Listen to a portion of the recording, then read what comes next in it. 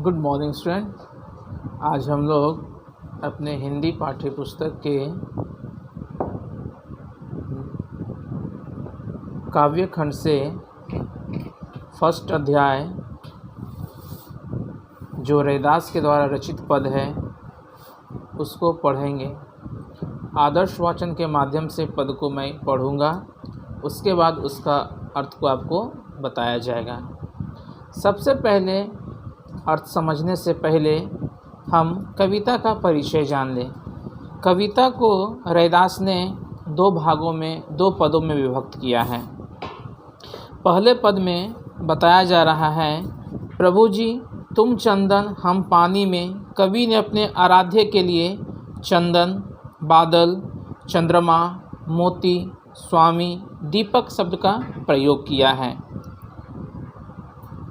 दूसरे पद में कवि ने निर्गुण भक्ति की सार्थकता सिद्ध करते हुए सगुण भक्ति तथा कर्मकांड की निरर्थकता की ओर ध्यान आकृष्ट किया है।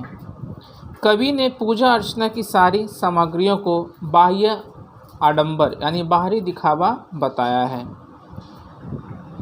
तो अब हम लोग पद की ओर बढ़ते हैं। पहला पद में बताया जा रहा है,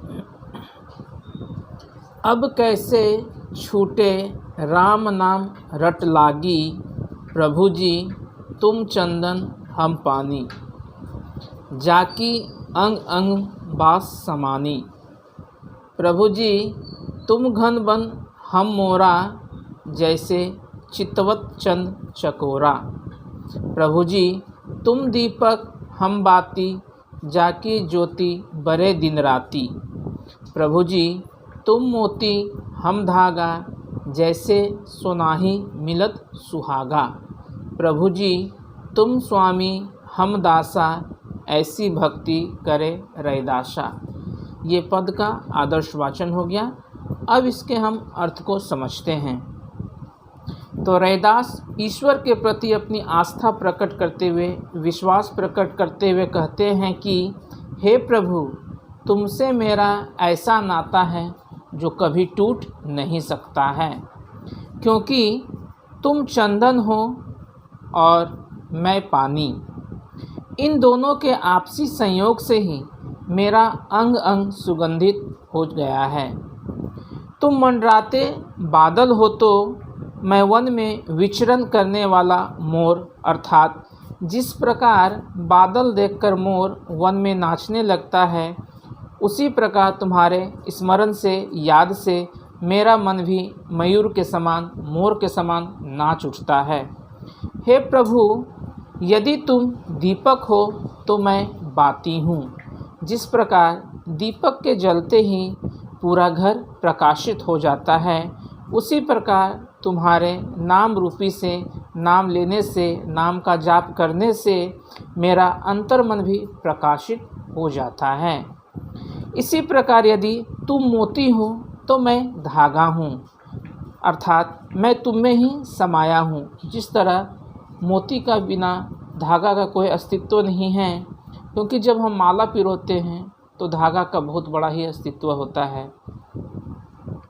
तुम सोना हो तो मैं उसमें मिलने वाला सुहागा हूँ, अर्थात जैसे सुहागा सोना में मिलकर अपना अस्तित्व खो देता है, उसी प्रकार मैं तुम में मिलकर अपना अस्तित्वहीन हो जाता हूँ। सोना को शुद्ध करने के लिए सुहागा को मिलाया जाता है और सुहागा एक क्षार द्रव्य है।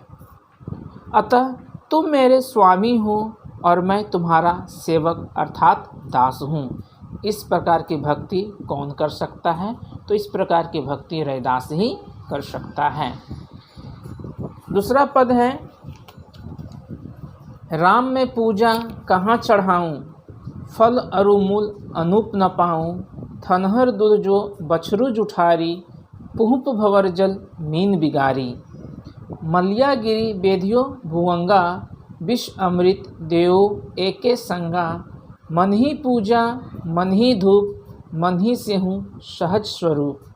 पूजा अर्चना न जानू तेरी। कह रैदास कवन गति मेरी।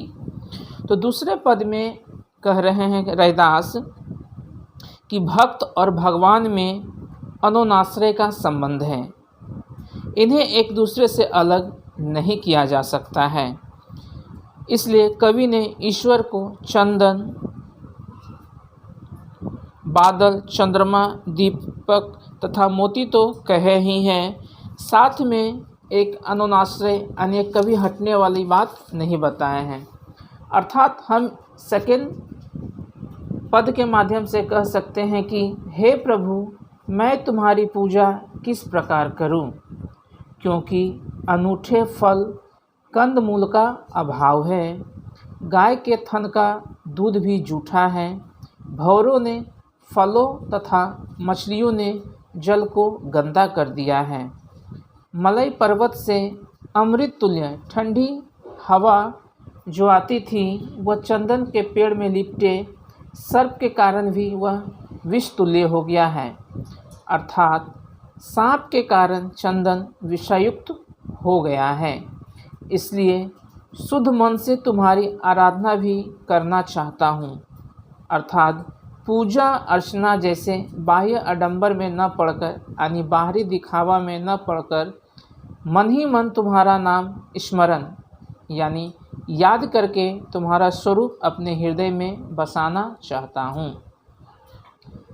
तो इस तरह से दोनों पद का अर्थ मैं आपको बता दिया हूँ। आप वीडियो को ध्यान से सुनेंगे और किसी प्रकार की परेशानी हो, किसी का अर्थ नहीं पता चल रहा हो, आप व्हाट्सएप में लिखकर भेज दें, आप उसका अर्थ बता दिया जाएगा।